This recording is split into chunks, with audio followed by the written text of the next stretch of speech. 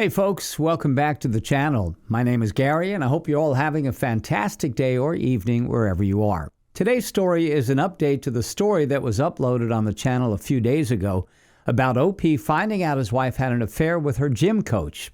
A lot of you were questioning an update on the story. Well, now we have one available. Let's get into today's update story to find out what happened. Hi again.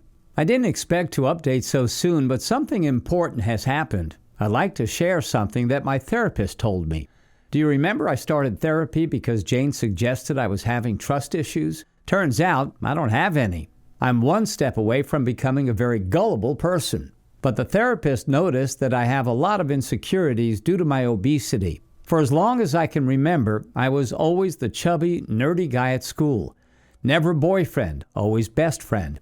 I had my first girlfriend at 18 and she dumped me a week later for a better-looking guy. I went to an engineering high school, so the ladies were few. My next relationship was in my 20s with a very toxic girl who blamed me for everything, even for the rain. She really did a number on me, making me feel guilty for anything that popped into her mind. Later, I started working because my family had money problems, and I didn't have another relationship until I met Jane at the university. At the previous session to the last one with my therapist, we discussed my feelings about not having kids. She has helped me to get my priorities in order.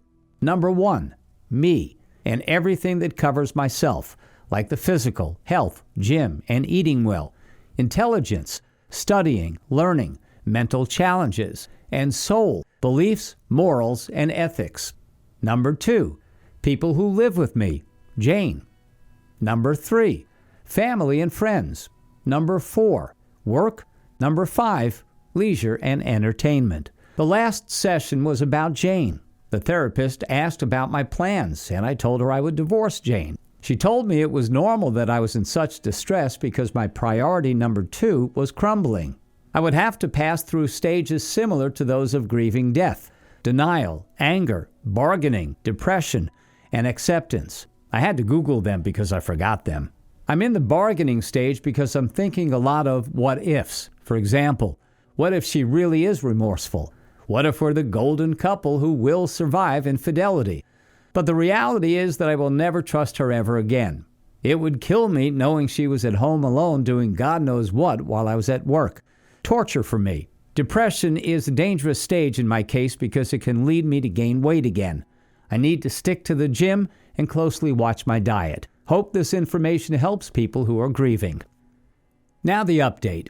I've been very busy. I applied for a promotion at my job that I could have taken a long time ago, but it demanded lots of traveling. Now I feel like being away will help me heal. Also, I've been looking for a new place to live, and I found one small apartment that is perfect for me. I've already paid 3 months of rent in advance. I'll move as soon as possible. I haven't seen Jane since Discovery Day or Baldy since that Monday when I am sure he was fired. On the bright side, one of my neighbors, a lady in her 50s, met me in the condo's elevator. She told me she hadn't seen Jane lately. I told her we were splitting. And then she happened to remember that she was hosting a dinner. She told me that her single niece was coming for a few days and that I was invited. It took me by surprise. Looks like I'm on the market again. My attorney told me Jane was going to be served last Friday, but we had some festivities in my country, so she was served last Sunday morning at my in-laws' home. The following Monday, somebody, Jane I guess, slid a letter under my door, 3 sheets back and front from Jane, mainly explaining what led her to cheat. Here, I'll introduce the second villainess in the story, a co-worker. We'll call her Flirty. I had met her a few times at Jane's work events, like Christmas or anniversary celebrations. She's really thin, almost skinny, and usually wears a lot of makeup. She also thinks that every man wants to sleep with her. One time she told Jane I was staring at her. I did once because I could see her ribs and I thought she was unhealthily thin. Anyway, according to Jane's letter, when she lost weight, Flirty approached her because she wanted them to be best friends because they were the 2 hotties at work. That was when the brainwashing started. Flirty made her think she deserved a better man, that she was entitled to one. She told her I was a pathetic man that would try to own her now that she was hot. When the incident with the Smith machine happened, Flirty said to Jane, See? See? Didn't I tell you? He wants to be your owner more than your husband. Jane bought it, and due to Flirty's manipulation, she was resentful of me for months. When we attended the gym at different times, Jane met Baldy accidentally at the mall when he approached her. She confessed that she had a crush on a guy similar to Baldy before I met her. She had never told me that before. They went for a bite and they both flirted. Jane showed Flirty Baldy's picture from Facebook, and she told her she would be dumb if she didn't have sex with him. Besides, her pathetic husband, me, didn't even compare to that Greek god. She had the opportunity. She was eager to, so she did. Baldy took her to his house that coincidentally was close to the mall where they ran into each other. So she doesn't know that's Frank's dad's home. All this happened 9 months ago. Flirty is a professional cheater. She told Jane how to cover her tracks, the work words code, to hide Baldy's contact and to hide her map tracking history. She even told her that changing her phone password would be stupid because I would immediately suspect. Jane noticed Baldy hated it when she talked about me, and as punishment, he gave her hickeys. Now I remember she started wearing pajamas to bed because it was cold. He used to trash me, but she never played along. Meanwhile, Flirty used to tell her that she was entitled to this romance and that I deserved being cheated on because I was a beta. During those months, she said she liked the feeling of danger. The thrill and the sex with Baldy was good, but it also hurt her seeing me struggle trying to be a better husband and knowing she was the reason for my pain. It was easier to ignore me and continue with the pleasure Baldy gave her. Discovery Day arrived. I completely blindsided her. She thought I was clueless. I'm going to write this part just like she wrote it. I was in shock, and I covered myself with the blanket by pure instinct. When I reacted, I saw you pushing and kicking Baldy out of the room and the house. When I heard you closing the door and coming back, I didn't know what to say. I had never seen you that angry before. Then you said, "I have never hurt you, nor will I." That was true. In the years we've known each other, you have never hurt me, not even when we found out that it was my fault that we couldn't have children. After that, she heard me crying in the spare room. She wanted to comfort me, but how could she? On the main door, we had a mirror to check ourselves before going out. She looked at herself, but she couldn't bear the sight. When she entered her car, she cried and asked herself, "What have I done?" Baldy called her that night, but she blocked him. She arrived at the sister-in-law's house at about midnight, 2 hours after the drama. Her house is around 40 minutes from mine. She was scared of telling the sister-in-law what happened because she was older and she had a very strong character. The next day, she told Flirty what had happened. Flirty told her she should be happy that she got rid of me. I'm going to copy this part too. The back and forth comments between Jane and Flirty. Jane: "And then what?" Flirty responds, "Babe, you're free. You can have sex with Baldy or any guy you want." And then? "I don't follow you." "What will happen when I'm tired of having sex with a bunch of guys?" "Then you can decide which one to date seriously." "And then what?" "I don't know. Get married, I suppose." "But I already had a marriage." "But it was with OP. He's a loser. I bet Baldy is 100 times better than him." Jane responds, "No, that's not true. He gave me a good life." Flirty follows up with, "Don't settle for so little. You can have a better man." Then they proceeded to have a big fight in front of their co-workers. She couldn't recall it well, but she remembered swearing and yelling at her. Flirty told her that any guy hotter than me is better than me. I don't get what she has against me. But Jane realized what she had destroyed. She was inconsolable, and her boss let her go home early.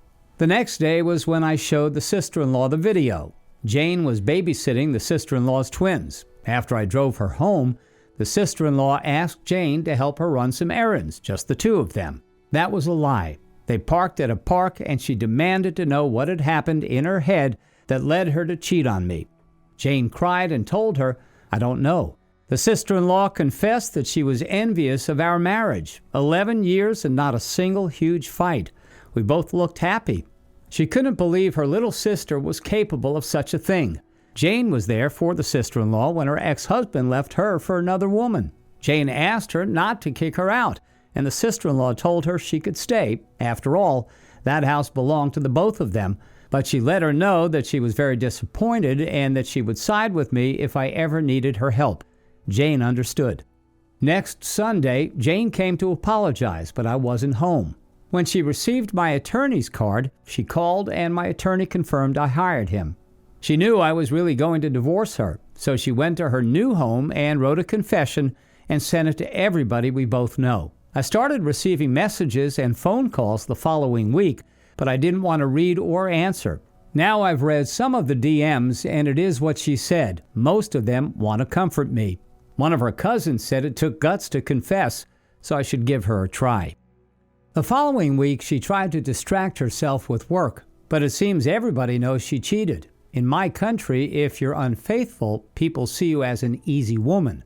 So female coworkers stopped talking to her, particularly flirty, and male coworkers were annoyingly friendly to her. She asked to be relocated, but it would have taken months, so she quit her job the following Friday. She has a good amount of savings. We had our finances separated, and since I was the big earner, I paid for almost everything. The next day, she came looking for me, in her words, to beg me to take her back. She came to my place, but when she saw I wasn't home, she went to my parents. My dad refused to speak to her, but my mom was sympathetic and told her that she was sorry about everything, but that her son was really hurt and asked them not to talk about her anymore.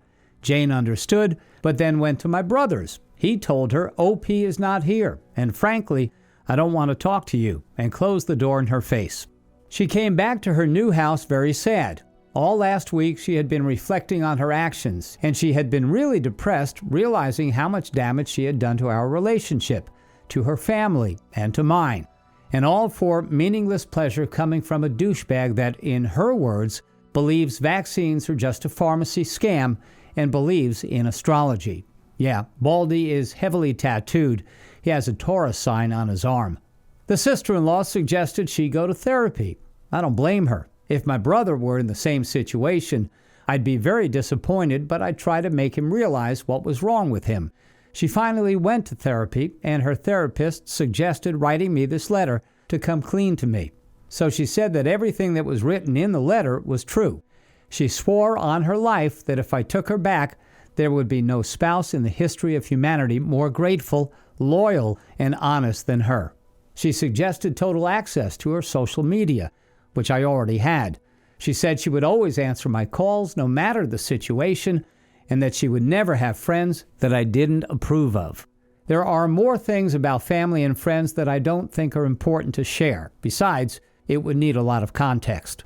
Finally, she pleaded to meet with me and to let her apologize properly to my face. In her words, sorry doesn't start to describe what I'm feeling right now. What do I think of this letter? The things I can confirm are that she hasn't contacted Baldy since that Monday when he was fired, and that she confessed to family and friends.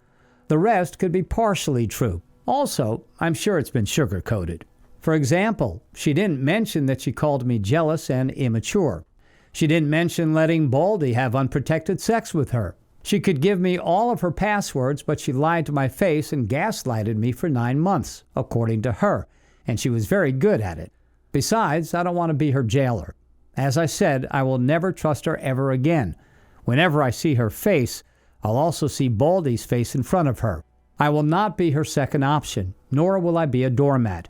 I haven't replied yet, but I think I'll see her next weekend. OP, here are my thoughts on the situation. You know what you need to do. She cheated on you for almost a year, and it took her being caught to realize how awful it was. Continue with your divorce. It sucks, but you'll find someone who wants to be with you wholeheartedly. She's trying to place all the blame on Baldy, which means she has no remorse for her actions. She knew she had no future with Baldy when she started sleeping with him. You were always her future, her security. She knew it would have to end someday, but she did everything in her power to make the affair last as long as possible. She lied to you, accused you of being an evil and flawed person, and made you get unnecessary, expensive, time-consuming therapy so she could have another window to please Baldy. Thank you for your update, OP. I wish you the best and hope you are able to make the right choices to heal from this situation. Thanks for taking the time to listen to today's story. Don't forget to like and subscribe if you haven't already done so, and comment below on what your thoughts are on today's story. If there's a story you would like to share with me about your own situation or someone else's, then please do not hesitate to contact me. Take care, everyone.